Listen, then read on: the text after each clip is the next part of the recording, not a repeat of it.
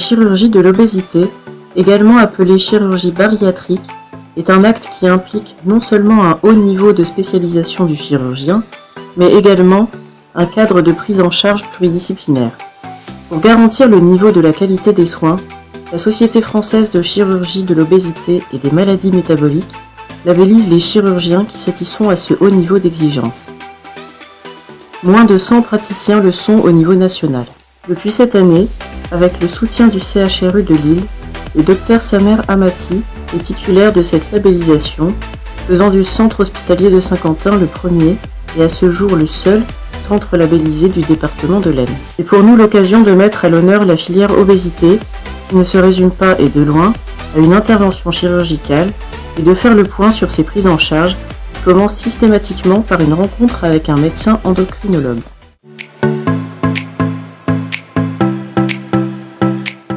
Nous prenons en charge des patients qui ont le souhait de se faire opérer pour perdre du poids. Ce parcours débute au pôle de prévention. Il se déroule en 3 temps. La préparation, la chirurgie, le suivi post-chirurgical. Le patient prend rendez-vous en consultation auprès d'un médecin nutritionniste ou d'un médecin endocrinologue. Cette consultation va permettre au médecin d'évaluer les bienfaits de sa demande. Il rencontrera ensuite en consultation binôme l'infirmière et la diététicienne.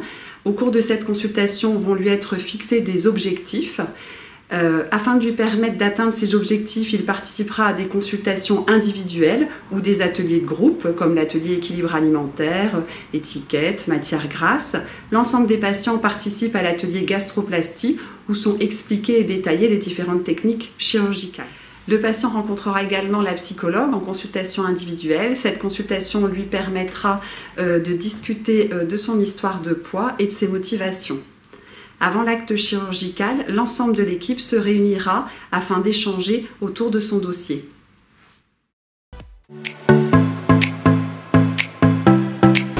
Voici le jour 0 pour la patiente. Donc la patiente a terminé son parcours. Une décision collégiale a donné le feu vert pour l'opérer. Un bilan complet avant la chirurgie a été réalisé. Avec ce bilan, la patiente était apte à avoir les 3 techniques opératoires comme opération. Et c'était son choix de faire une sleeve gastrectomie qui va consister à réaliser un geste de section et ablation de 2/3 de l'estomac. Cécilioscopie, c'est-à-dire par des petits trous qui passent à travers la paroi abdominale. La patiente, la durée opératoire, c'est à peu près 1 heure. Après, la patiente, il aura une période de surveillance dans le service entre 2 et 3 jours. Elle sera autorisée à boire dès ce soir et sera surveillée dans le service par toute l'équipe, l'infirmière et les anesthésistes. Il reste encore 2 techniques opératoires qui sont le gastric bypass et l'anneau gastrique. L'anneau gastrique, c'est juste une opération qui consiste à avoir un anneau à l'entrée de l'estomac qui va réduire la taille de la poche gastrique et la patiente sera capable de manger des petites quantités. C'est une opération qui est encore fiable, qu'on réalise de temps en temps. La 3e technique opératoire, c'est le gastric bypass, qui va consister à créer une petite poche avec un court-circuit en coupant l'intestin en bas et brancher l'intestin sur la petite poche gastrique en haut.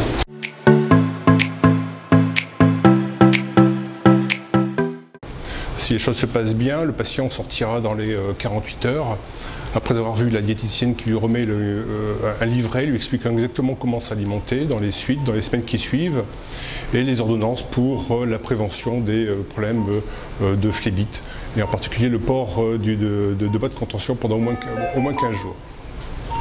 Le patient sort avec son rendez-vous de consultation à 2 mois. Et à cette occasion, nous lui remettrons une ordonnance pour le bilan de contrôle, bilan biologique de contrôle du 3e mois, ainsi que l'injection intramusculaire de vitamines. Il sera ensuite revu au 8e mois et ensuite 1 fois par an. Il faut savoir que la surveillance médicale et chirurgicale est obligatoire. Et si la perte de poids est suffisante et que l'on remarque des problèmes cutanés, d'excédents cutanés, ou des problèmes de poitrine, on pourra alors à distance, au moins on attend en général 1 an, on pourra l'adresser au chirurgien plasticien pour lui proposer des corrections, un remodelage éventuellement de la paroi abdominale.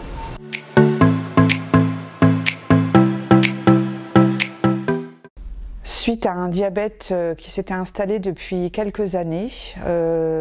Dernièrement, le fait d'avoir ce diabète très présent dans ma vie, j'ai dû consulter un endocrinologue à Saint-Quentin. Donc depuis tout petit, j'étais en obésité morbide. Donc mon médecin traitant a donc décidé de me diriger vers un chirurgien de l'obésité à l'hôpital de Saint-Quentin, qui m'a dirigé vers le pôle des diététiciennes de l'hôpital de Saint-Quentin. Ces dernières m'ont fait commencer un protocole médical pour envisager une opération de l'obésité. Après, j'ai commencé à suivre un parcours avec les diététiciennes de Saint-Quentin au pôle Cordier, pendant un an. Et donc au bout d'un an, l'opération était acceptée pour être slivée. J'ai été opérée le début septembre 2017. Après cette opération, le traitement de 9 cachets par jour plus une injection d'insuline par jour que j'avais avant l'opération à cause de ce diabète très important a disparu. Donc j'ai vu avec le chirurgien, il m'a opéré le 3 janvier 2017. Donc le parcours a été dur au début. Les 4 premiers mois pour réapprendre à manger et bien s'alimenter surtout, manger équilibré. Donc il y avait les diététiciennes qui étaient là, la psychologue aussi. Et un confort de vie incroyable, au bout de 15 jours, rien à voir. L'opération s'est bien passée, le protocole s'est bien passé. 22 kilos en 5 mois d'envolée. Que du bonheur, plus de maladie, confortable, une autre vie. Donc là aujourd'hui ça fait 14 mois que j'ai été slivé, donc j'en suis à une perte de poids de 67 kg avec un départ de 152.